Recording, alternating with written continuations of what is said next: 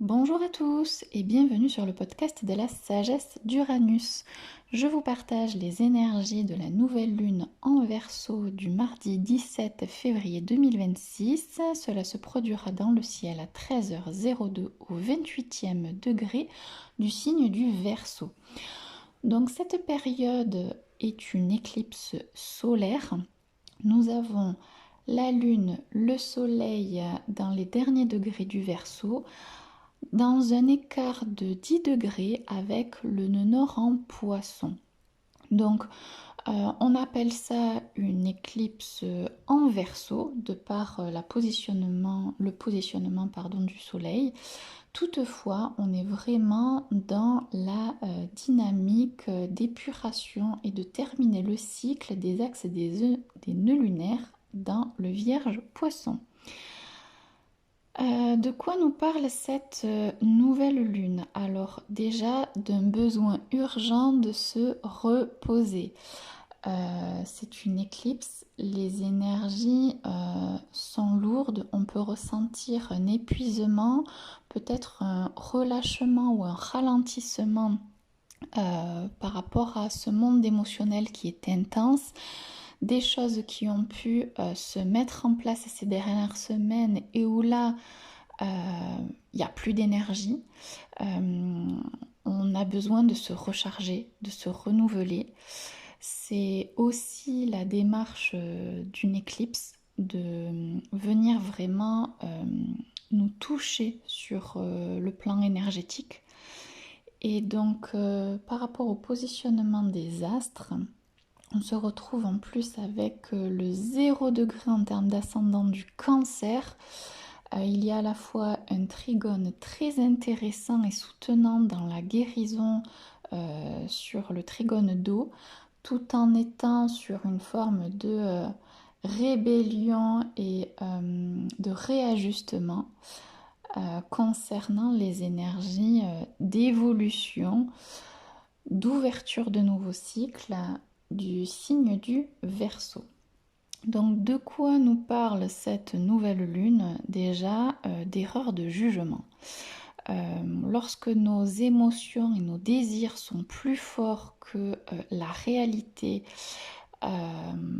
que ce que l'on veut bien accepter aussi de ce que l'on ne peut pas obtenir, dans cette remise en question, on peut se rendre compte que oui, parfois, le rapport de force, l'autorité ou ce que l'on s'autorise au détriment d'une personne, au détriment d'une situation, juste parce que notre mal-être aussi a besoin de ressentir toute sa puissance. C'est-à-dire que lorsqu'on part vers les eaux troubles justement de ce trigone où nous avons Vénus conjoint au nœud nord en Poisson, qui est bien aspecté avec Jupiter en Cancer, donc l'expansion de nos émotions, de notre monde émotionnel, et la Lune noire qui actuellement est positionnée en Scorpion. Si le mental est dur, rigide et a décidé que, en faveur des émotions et des désirs au-delà de ce qui est réaliste, c'est là aussi qu'un rapport de force égotique peut se présenter et où, face à l'effondrement de la situation, qui forcément va à l'échec, c'est-à-dire qu'à partir du moment où on est porté sur nos émotions et nos désirs de manière irrationnelle, et que le mental a pris le dessus pour nous autoconvaincre que ce que nous faisions en fait est une bonne cause, juste pour ne pas être face au mal-être, c'est-à-dire que c'est vraiment le renversement du mal-être, pour ne pas s'en affranchir, parce que parfois c'est trop dur d'être face à la réalité, donc c'est plus facile de se surévaluer aussi par rapport à certaines situations. comme un tout-puissant. Et donc à ce moment-là, qui dit chute dit aussi être face à nos erreurs de jugement ou en suivant notre égocentrisme. Et bien derrière, dans la chute, on peut se rendre compte que des désirs c'est bien, mais c'est pas un but à atteindre. Et c'est là où du coup ça peut être une période à revoir, revisiter aussi de quelle manière on s'illusionne, de quelle manière nos parts sombres prennent une dimension égotique au détriment de notre bien-être. Donc ça c'est un des sujets potentiels dans ces énergies-là, sachant que nous avons la deuxième éclipse qui va suivre pour la pleine lune en poisson le 3 mars, donc il va y avoir 15 jours émotionnellement assez intenses puisque la prochaine éclipse en pleine lune va venir chercher à clôturer, à épurer.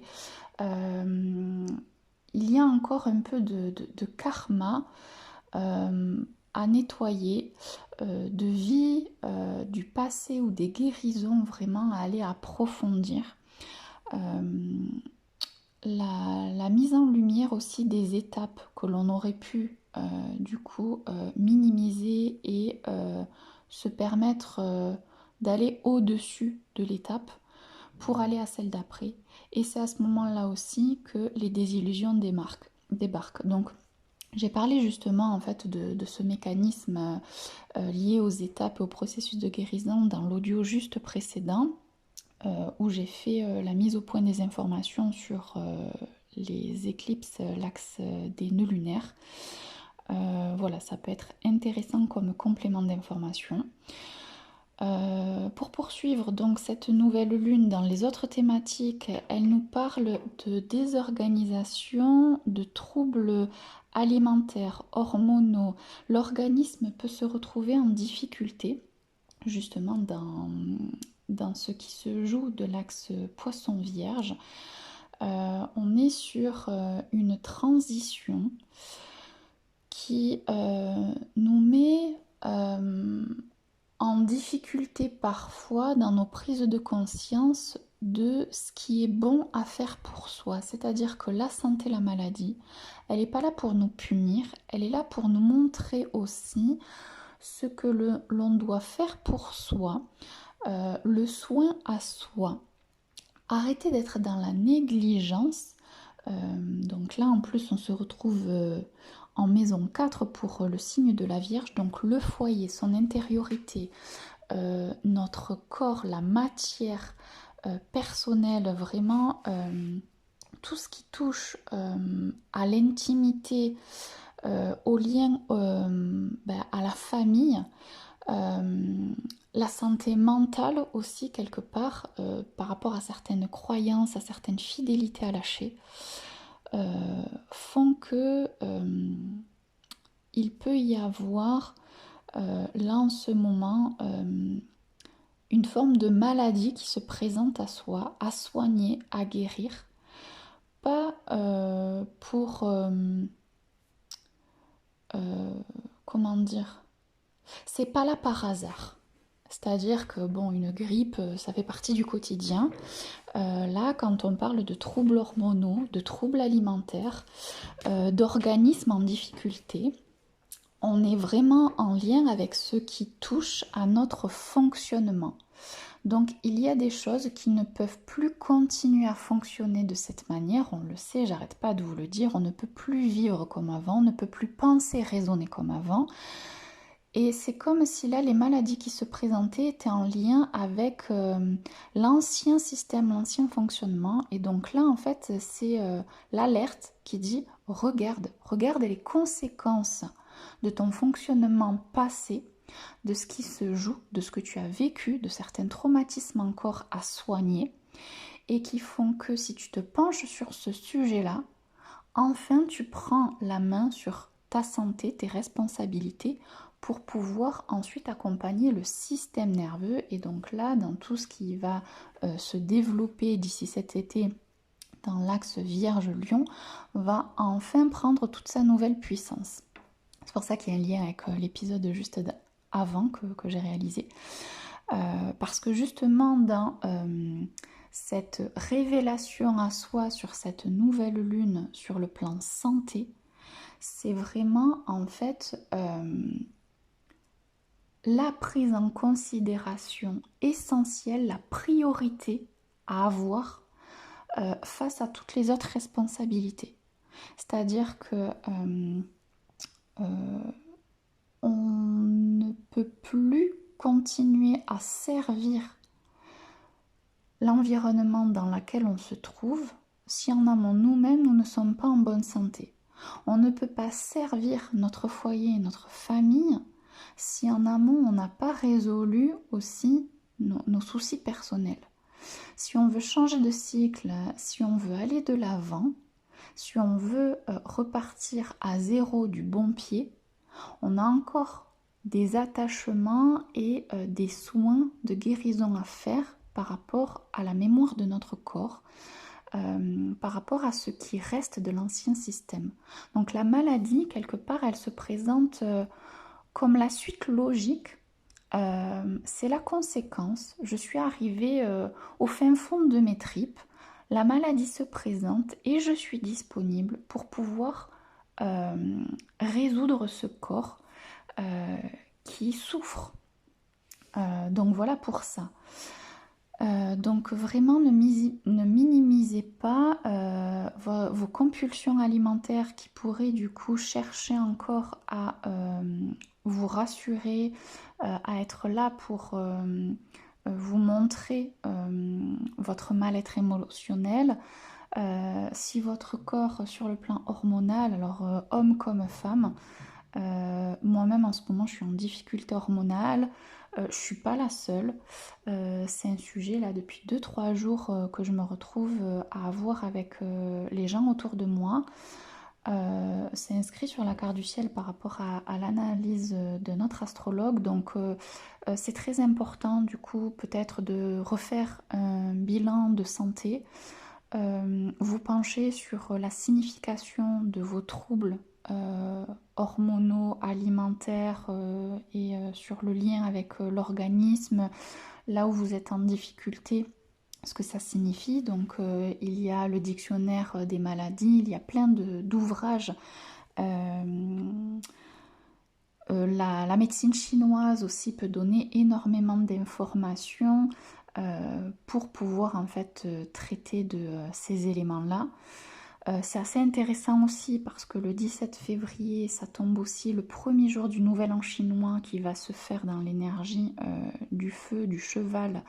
Et donc, c'est assez intéressant comment, quelque part, la médecine chinoise, là, quelque part, peut être aussi une solution pour pouvoir guérir et poursuivre, en fait, le processus de guérison qui est à aujourd'hui soutenu dans le ciel par le Trigone d'eau. Voilà, en tout cas, votre corps vous parle. Voilà, alors ne pas partir avec le mental non plus au drama, oui j'ai un petit bobo là, nanani nanana, non. La signification part du coup des informations viables, n'allez pas juste sur Doctolib ou je ne sais quel site qui parlerait de sujets et qui finalement vous mettrait en stress plutôt qu'autre chose. Allez sur la signification des termes. Discuter avec votre entourage parce que chacun a son expérience aussi qui fait qu'à un moment donné vous pourriez avoir des réponses. L'idée c'est pas de se porter victime d'une maladie, loin de là, je ne suis pas du tout pour ça, mais vraiment dans le cœur de la compréhension de notre système et de ce que chacun en fait on peut faire par soi-même grâce à la douceur, à la compréhension et à l'écoute de notre corps et de nos sens. Et c'est là où Vénus qui est conjoint au nœud nord en poisson donne toute cette dynamique de soutien et d'amour et de respect de soi possible pour ceux qui accepteront de ralentir et d'arrêter de s'épuiser par le mental. dans cet instinct de survie et de combat d'ego, mais je vais en parler un peu plus tard. Concernant donc les autres sujets qui peuvent se présenter à nous, nous avons aussi l'agacement, la colère, toujours en fait cette émotion forte de combativité liée aussi aux injustices, à ce qui pourrait nous toucher émotionnellement et nous désarmer, j'ai envie de dire, parfois. Tout ça, c'est uniquement sur le plan émotionnel pour nous pousser à plus de maturité émotionnelle. Je le rappelle, nous avons Uranus en fin du taureau. Là, il se trouve en maison 12. On est vraiment challengé sur notre maturité émotionnelle. Ne pas vaciller. Se retenir d'agir dans nos impulsions ou même dans nos paroles. Des fois, ça sert à rien de parler.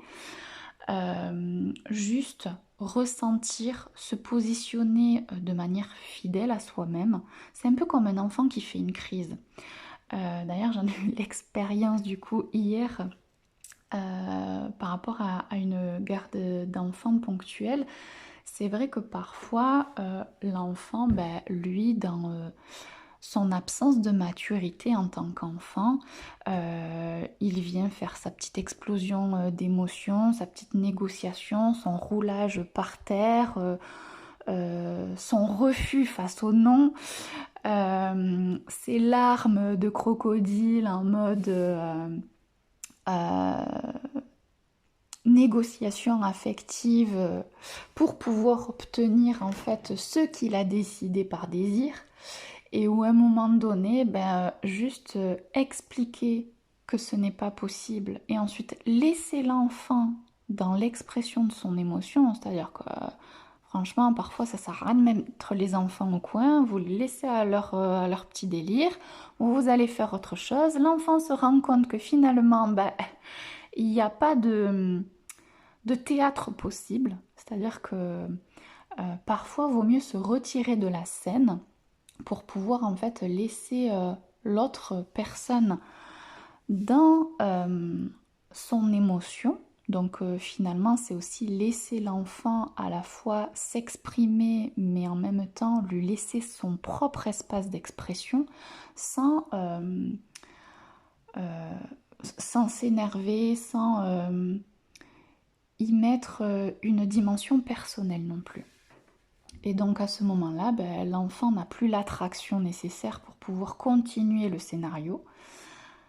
Et finalement, il a entendu ce qui s'était passé, il change d'attitude et ça se résout. Et ça se résout pas par de la violence, ça se résout pas par une surexplication, parce que ça marche pas avec les enfants, ça sert à rien, quand ils sont bornés, ils sont bornés. Mais au final, ils ont entendu. Mais le temps que ça monte au cerveau, parce que il y a une lenteur d'esprit par absence de maturité, de développement psychique, ce qui est normal.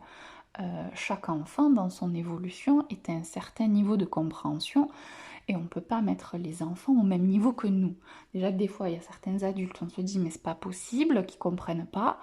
Alors on ne peut pas demander à un enfant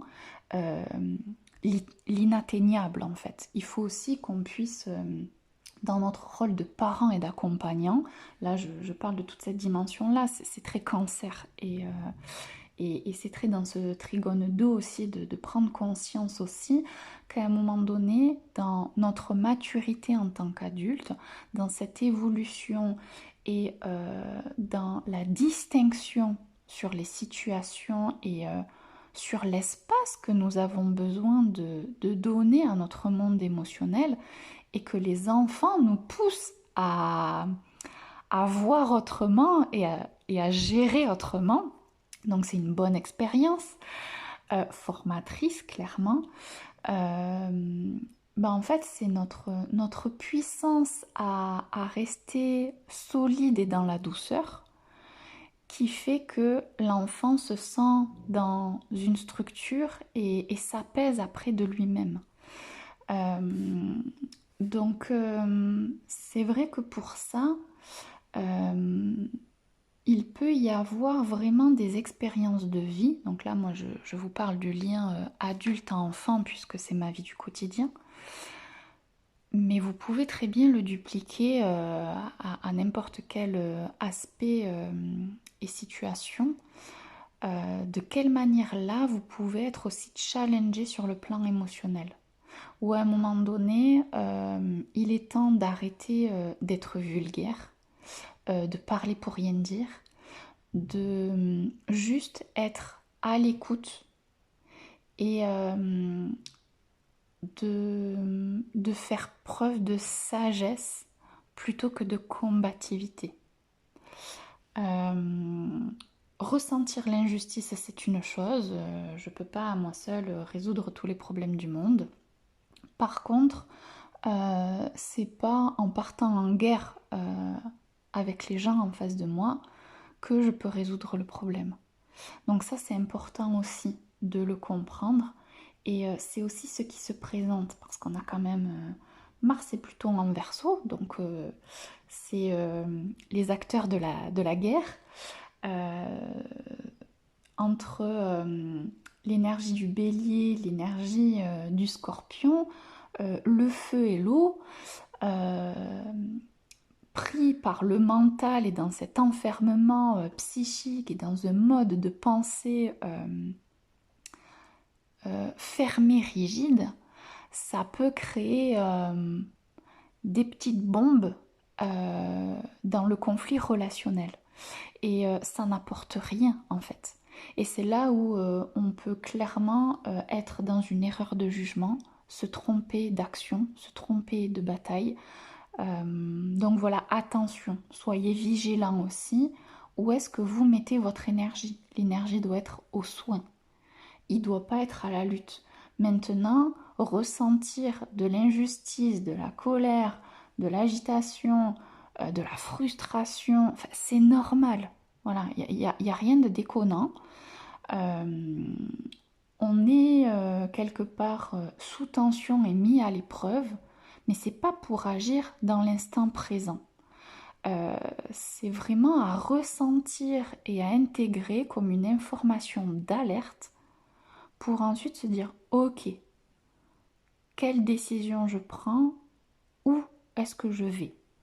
Et donc ça demande aussi parfois à certaines autorités qui peuvent être tournées sur de l'émotionnel, là je parle du design humain, de devoir du coup faire une pause pour pouvoir se reconnecter au sujet, au conflit initial ou à certaines personnes pour pouvoir finalement éclaircir, épurer, soulager les tensions d'une incompréhension qui aurait pu se poser. Toujours pareil, par erreur de jugement. Parce que sur le coup de l'impulsion, dans une autorité émotionnelle qui vacille, qui prend tout au premier degré, qui du coup est en mode survie, instinct, réaction, ben en fait on passe à côté de l'élément essentiel qui est la maîtrise de soi. Ne pas réagir sous impulsion parce qu'en fait ça n'apporte pas de résultat positif. Ce n'est qu'une information intérieure, ce n'est pas la réalité extérieure. Et voilà, ça peut être pour certaines personnes aussi des enjeux de réajustement par rapport à votre évolution émotionnelle. Donc vous l'aurez compris, il y a une forme d'inconfort qui se présente actuellement, qui nous pousse à nous libérer. Et en fait, cet inconfort, c'est aussi l'élément qui génère le changement. En fait, l'activation du mouvement du changement ne peut pas se faire sans le fait de ressentir de l'inconfort. Maintenant, si vous avez mal identifié la raison de l'inconfort, est-ce que l'inconfort il est lié à l'émotion qui vacille et qui manque de maturité, auquel cas c'est un inconfort temporel, ce n'est pas la situation qui est inconfortable, c'est la manière dont vous manquez de maturité face à vos responsabilités émotionnelles. Ou est-ce que c'est de l'inconfort en lien avec justement des restrictions, une organisation qui ne vous correspond pas et à ce moment-là, ok, est-ce que je peux ouvrir un petit peu, étendre, déplacer les limites parce que j'ai besoin d'une nouvelle ouverture dans ce domaine-là.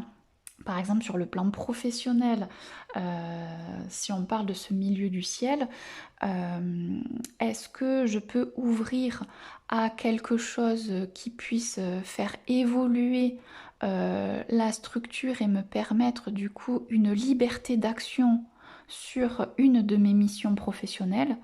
Ou est-ce qu'en fait en face il n'y a pas d'évolution possible, il n'y a pas d'ajustement possible pour me sentir libre d'évoluer?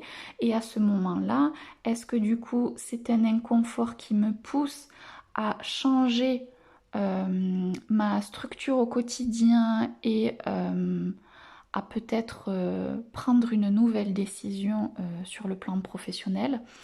Ou est-ce que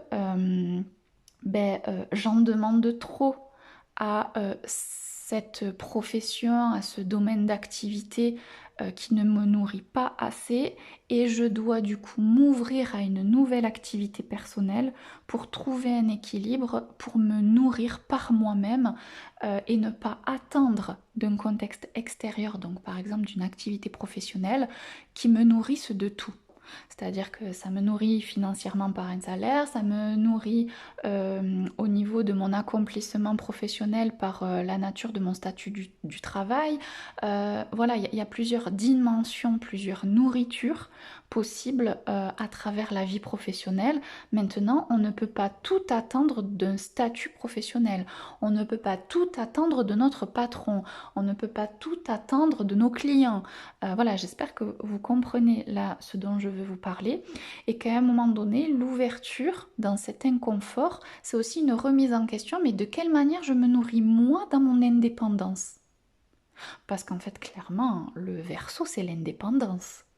Donc, est-ce que je suis suffisamment indépendant dans ma personnalité pour pouvoir aller m'ouvrir à de nouvelles rencontres, m'ouvrir à une nouvelle activité agréable pour pouvoir continuer de me nourrir dans mon individualité? Et à ce moment-là, il n'y a plus d'inconfort et je retrouve ma liberté. C'est là aussi où je vous parlais, attention à l'erreur de jugement, aux émotions fortes et à confondre et à trop attendre vers l'extérieur de quelque chose qui ne serait pas cohérent. Et où à un moment donné, dans un rapport de force, dans cet ego qui cherche à protéger, en fait, il s'est trompé de bataille. Donc voilà, ça peut être aussi un bon exemple à repérer où est-ce que vous en êtes par rapport à votre besoin d'indépendance. Parce que derrière, avec Vénus en poisson, on est aussi dans un besoin de fusionner, de désir, de passion, attention. Ne pas oublier l'indépendance, sinon ça redevient de la dépendance. Donc il peut y avoir aussi un enjeu à revisiter sur ces 15 prochains jours avec la pleine lune qui va arriver sur le jeu dépendance-indépendance, les liens affectifs. De quelle manière, à un moment donné, on peut manquer de légitimité, entre guillemets, ou de foi en soi, d'estime de soi, pour du coup s'empêcher et s'enfermer dans un rôle plutôt que de prendre ses responsabilités. De quelle manière à un moment donné je me fais passer pour une victime alors qu'en fait je n'en suis pas une. Manque de responsabilité et d'indépendance. Dans quelle mesure aussi je peux me leurrer à me dire moi je me débrouille tout seul, je me débrouille toute seule, et souvent je suis la première à avoir ce genre de discours, ce n'est pas un jugement négatif, mais de se rendre compte aussi qu'on a besoin du collectif. Donc si de temps en temps je me braque à ne pas demander de l'aide, en fait je ne peux pas évoluer. Si je m'empêche de rencontrer de nouvelles personnes parce que j'ai décidé que chez moi c'était suffisamment confortable et que j'en ai suffisamment assez, non, à un moment donné je vais être freinée. Parce que quand je vais avoir besoin de faire évoluer mon foyer, si j'ai pas mené quelque part des rencontres à l'extérieur pour pouvoir m'enrichir, pour pouvoir découvrir, pour pouvoir développer aussi par la réflexion. En fait, rencontrer l'autre, c'est aussi débattre, discuter, découvrir de nouveaux points de vue, c'est aussi s'ouvrir. Alors bien sûr qu'on n'est pas obligé de tout raconter, de tout partager. En fonction des personnalités que l'on va rencontrer, on va aller explorer un sujet. Avec une autre personne, on va explorer un autre sujet parce que chaque personnalité va aussi nous diriger vers une démarche de réflexion. Mais si on ne s'ouvre pas aux autres, on ne peut pas non plus changer notre manière de penser, on ne peut pas non plus corriger nos erreurs de jugement, on est enfermé. Donc ça aussi c'est important de se rendre compte que le renfermement mental, le lien entre du coup soit les autres, notre vie professionnelle, notre foyer, en fait ce sont les piliers, c'est la croix fixe de notre carte du ciel. Et en ce moment, il y a énormément d'enjeux dans le ciel en lien avec cette croix fixe depuis un petit bout de temps. Donc, des remises en question, on en aura toujours. Maintenant, de quelle manière se positionner pour générer de la liberté? Tout se passe dans le mental. Donc ça, pareil, j'en ai parlé dans l'audio juste précédent. Donc voilà pour ça. Pour revenir donc à ce trigone en eau, en fait, il y a aussi la notion et l'ouverture à aimer notre vulnérabilité. Si on est dans l'accueil de nos crises existentielles, j'ai envie de dire, parce que pour certains c'est clairement ça, pour d'autres c'est encore un petit ajustement, derrière c'est la puissance du respect, de l'amour de soi. C'est aussi être dans le soin et dans la guérison. Donc on a vraiment un ciel qui nous porte à poursuivre notre processus de guérison. Donc c'est là aussi où laisser l'espace à notre monde invisible va nous permettre aussi de recevoir les messages personnels dont nous avons besoin, qui viennent de notre intériorité. Et en fonction de chacun, ça peut se transmettre dans vos rêves, dans votre corps s'il a beaucoup de réceptivité sur le plan résonance émotionnelle. Voilà, dans l'invisible, dans l'intuition qu'à un moment donné vous pouvez ressentir. Mais cette reliance à ce monde personnel et à ces messages ne peut pas se faire sans ralentissement, sans pause, sans aussi en amont traverser les eaux troubles. Donc peut-être qu'une petite période de crise et de vulnérabilité, je sais pas, peut-être que pendant 2-3 heures ou une demi-journée, vous allez vous sentir au bout de votre vie, aller jusqu'au bout en fait de cet état émotionnel dans le chaos, pour ensuite ressentir ce vide, l'apaisement, et là, hop, il va y avoir la disponibilité pour recevoir du coup un vrai soutien et l'intuition qui va se présenter, les messages personnels, parce qu'on en a tous la capacité, hein, c'est pas réservé qu'aux personnes qui se sont formées au bien-être et à la santé, hein, franchement. Ça fait partie de nos compétences humaines, de nos fonctionnalités. Mais on n'est pas tous égaux par rapport du coup à ce système qui reste personnel. Donc voilà, ça c'est important parce que quelque part derrière il va y avoir la compréhension de nos manques, de notre absence, encore une fois, qui demande de la douceur. Sans cette douceur, il n'y a pas de prise de hauteur et il n'y a pas non plus l'obtention de cette vérité qui vient de notre cœur. L'intuition arrive, les rêves arrivent et puis hop, à un moment donné, il y a quelque chose qui vient se présenter dans ce cœur. Est-ce qu'il se resserre de vérité? Est-ce qu'il se libère? Est-ce que la compassion est palpable? Voilà, chacun a quelque part un temps à se donner pour pouvoir aller décoder les messages des émotions. Et c'est là où, quelque part, on est dans l'accueil émotionnel, dans la réceptivité de notre vulnérabilité. La vulnérabilité, c'est clairement accepter euh, la fluidité de notre monde émotionnel.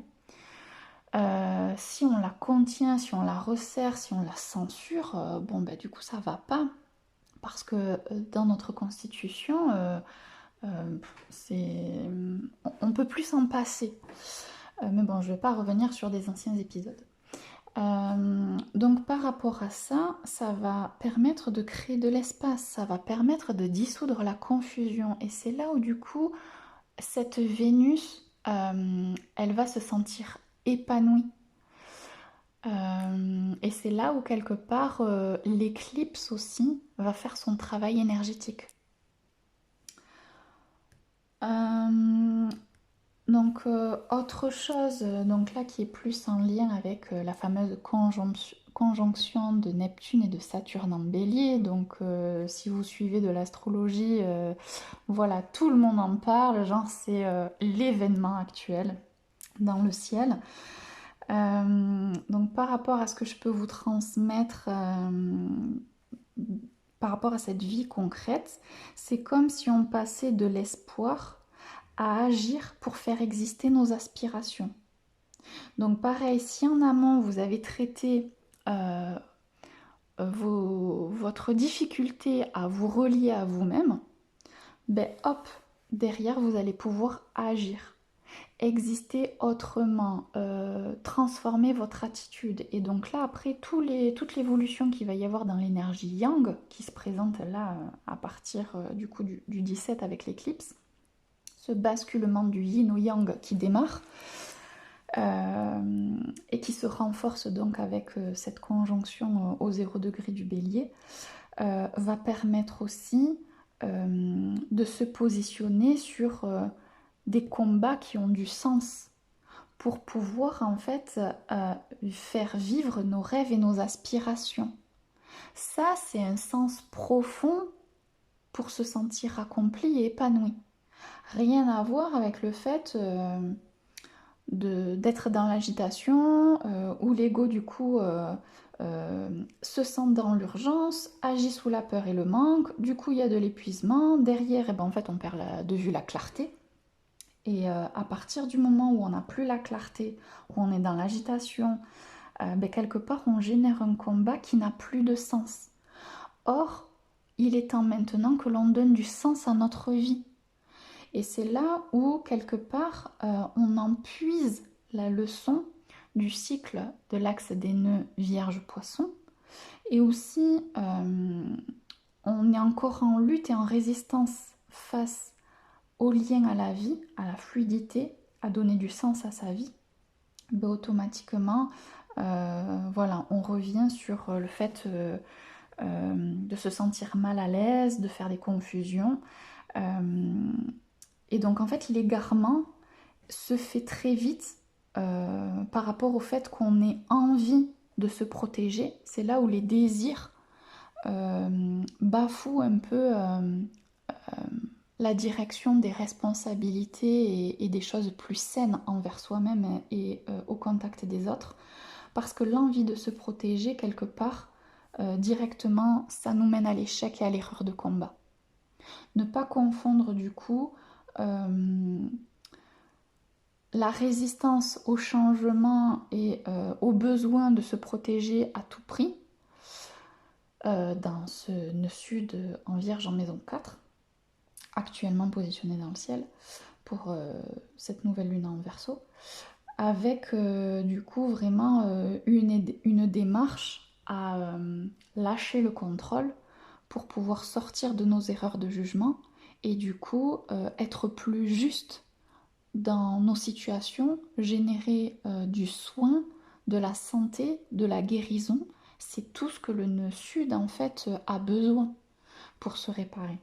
Donc si vous sentez dans la peur, le manque et que votre urgence prend le dessus sur la vie du quotidien, hop, quelque part, vous perdez vos priorités, vous perdez le sens de la vie, vous perdez vos projets, voilà, tout bascule et là c'est le chaos. Donc voilà, j'espère aussi par cette explication-là, vous pouvez aussi vous rendre compte de quelle manière à un moment donné, il va être temps aussi d'approfondir le système nerveux pour pouvoir en fait arrêter de vaciller dans l'instinct de survie, chaos, ego, chaos, ego, chaos, ego. Ça nous épuise en fait. Et en fait, on passe à côté du sens de la vie. Après, bien sûr, c'est plus facile à dire qu'à faire. Voilà, vous inquiétez pas, moi aussi, j'ai mes conflits intérieurs. Voilà, on a tous les nôtres, mais c'est important de vraiment intégrer ce processus et de quelle manière, en comprenant le processus, on peut prendre la main sur ce processus. Et c'est là où du coup aller en thérapie, faire du coaching ou venir me rencontrer peut du coup aider et faire la bascule. Donc après tout à l'heure je vous ai parlé de limites. Il y a des limites qui peuvent donc apparaître comme enfermantes. Et c'est là où finalement vous pourriez être en difficulté d'apprécier le résultat de votre réussite, de toutes vos actions passées, et confondre un peu votre arrivée, l'arrivée à là où à un moment donné vous vouliez être, et qu'enfin ça y est, vous y êtes. Et finalement, ça se présente mentalement comme une difficulté, comme un problème. Attention, là, d'un seul coup, il y a quelque chose qui est instable, qui n'est pas forcément la réalité, encore une fois. Et donc, c'est important de dire, ok, là, qu'est-ce que je dois comprendre de cette situation-là? Pourquoi je n'arrive pas à apprécier ce que je viens d'obtenir? Et de quelle manière aussi je peux accepter de relâcher la pression, la tension, que justement l'instinct de survie il est là et que cet instinct de survie en fait il nous pourrit la vie et se réjouir, fêter, célébrer les réussites, se dire que atteindre une limite c'est aussi avoir accédé à quelque chose qui finalement qu'on obtient, je ne sais pas comment vous le dire. C'est comme si c'était la stabilité qui pouvait se présenter à vous, mais où malheureusement dans cette sensation d'inconfort, il peut y avoir aussi plus un inconfort irrationnel que de la satisfaction émotionnelle liée à la stabilité. Et en fait, là, ce ne serait que le signe de quelque chose que vous n'auriez pas résolu dans votre passé, qui s'initie dans la situation présente et qui n'a rien à voir avec la réalité. C'est là où, encore une fois, aller en thérapie est nécessaire. Parce que ces confusions-là peuvent se présenter. Et donc, il y a plusieurs possibilités, soit dans cet inconfort, ce sentiment d'enfermement, d'étouffement en lien avec le fait de voir une limite se présenter. Est-ce que, en fait, enfin, cette limite me permet d'acquérir une ressource pour me détendre? C'est-à-dire que ça y est, j'ai fait mon job, en fait, la limite est atteinte, hop, maintenant je peux me relâcher. Stop la pression, stop le fait de courir au niveau du travail, dans la reconnaissance, de vouloir toujours plus, de se dire ça y est, j'ai atteint la limite, je me détends. S'autoriser à se détendre, à être à l'écoute de soi et à s'ouvrir à cet espace personnel de se recentrer. Ou alors, pour quelle raison est-ce que tu en veux toujours plus? Pourquoi refuser un espace sain, sécurisant? Parce que les limites, normalement, c'est aussi un cadre sécurisant. Quand je reparle de l'expérience de tout à l'heure liée aux enfants, notre posture et poser des limites, ça donne un cadre sécurisant à l'enfant. Au moment où on est face à nos limites et donc normalement à ce cadre sécurisant, pourquoi d'un seul coup je m'effondre? Pourquoi d'un seul coup je me sens en insécurité alors qu'enfin j'ai atteint une limite qui est censée me sécuriser et que j'ai cherché à obtenir sur les mois précédents? Ça peut se révéler aussi.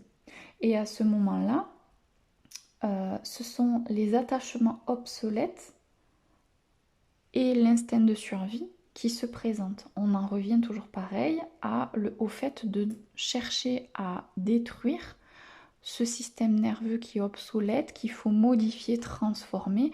Pluton vient détruire, Mars veut agir. Voilà, on est sans dessus-dessous. Qu'est-ce qui est vrai, qu'est-ce qui n'est pas vrai? On revient à nos sens, tout prend plus de clarté. C'est l'équilibre entre nos ressentis et le mental, le rationnel et l'invisible. Donc voilà, des ajustements comme ceci peuvent aussi demander toute votre attention. Et ça va se développer pour la prochaine pleine lune qui sera également une éclipse. Donc c'est pour ça, là, n'engagez rien de sérieux. Que ce soit sur le plan amoureux, que ce soit sur le plan professionnel. C'est un moment où on prend de la hauteur. C'est un moment où on accueille à la fois l'épuisement de tout ce qu'on a déjà accompli, de tout ce que l'on doit continuer à intégrer sur le plan énergétique, de tout ce que notre cerveau essaye de trier, de tout ce que nos émotions et de notre corps essayent de nous transmettre comme information pour pouvoir s'ajuster. Les éclipses, ce sont des périodes d'ajustement. Tout se fait en reliance avec nous-mêmes. Donc ça peut être aussi le moment d'aller en thérapie. Vraiment. Priorité, soins, guérison sur du coup un mois à venir. Puisque du coup, dans 15 jours, c'est la deuxième éclipse. Il y aura encore 15 jours de cycle. Donc en fait, jusqu'à mi-mars, prenez les rendez-vous, quelle que soit la thérapie.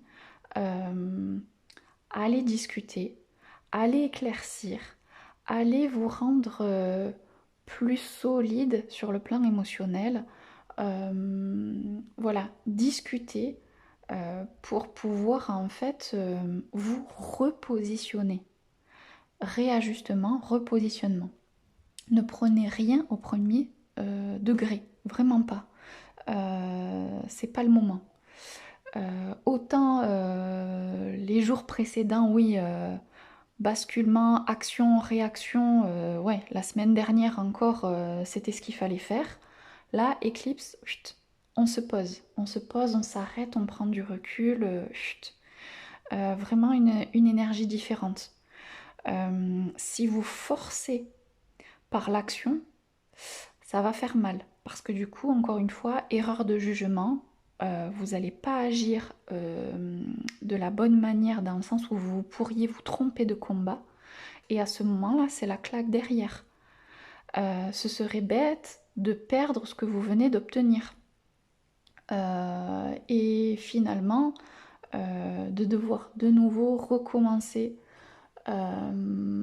Après, si à un moment donné, vous n'avez pas compris la leçon et que vous devez en passer par là, et bien vous en passerez par là. Voilà, je veux dire, moi aussi, des claques j'en ai pris, des leçons je les ai pas comprises, j'ai recommencé. Bon bref, du coup, il y a des périodes dans nos vies où même si tout paraît évident, une part de nous est en lutte et continue à faire le chemin opposé. Si à aujourd'hui certains d'entre vous est à lutter pour continuer à maintenir le chemin opposé, c'est pas dramatique, ça fait mal, ça s'appelle de la torture et on n'est pas victime, on est responsable de la torture que l'on s'inflige. Donc voilà pour ça. Après, des fois, c'est difficile de se rendre compte jusqu'à quel point on se fait du mal nous-mêmes. Et où du coup, accuser les autres et se raconter des histoires à l'extérieur de soi, ça sert à rien. Donc là, vraiment, recentrage. Voilà, je pense que je vous ai tout partagé. J'espère que c'est clair. Si vous voulez me rencontrer en présentiel, je serai le samedi 11 février, donc samedi, au Neptune à Propriane de 14h à 18h pour des séances individuelles de 30 minutes si ça vous intéresse pour découvrir votre carte du ciel, votre design humain, un premier échange, comprendre du coup l'outil et ce que ça peut vous apporter. Si vous êtes encore en hésitation et proche de moi pour venir me rencontrer, voilà, c'est des événements dédiés pour ces échanges-là. Voilà pour ça. Et si vous avez besoin de prendre contact avec moi en privé, n'hésitez pas. D'ailleurs, je remercie aux personnes qui m'ont envoyé un message privé au dernier podcast. Vraiment, merci de me faire confiance, de me parler de vos situations.